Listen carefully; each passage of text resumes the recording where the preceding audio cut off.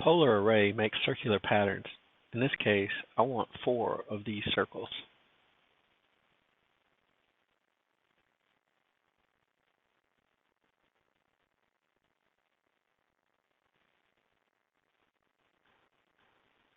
Pick Polar Array and read your command line. Select the circle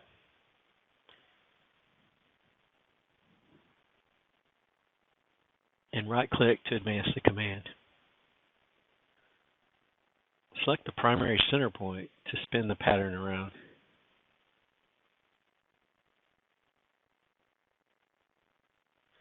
Set the items to 4 and fill to 360.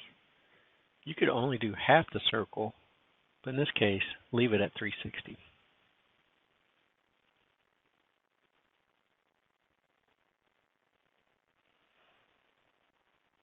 Finish with the green check mark. Repeat the polar array for the tooth lines. We will make 18 copies of these 2 lines.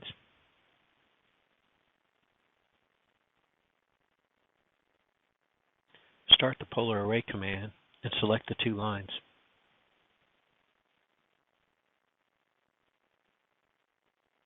Pick the primary center point again and set the items to 18 and the fill to 360.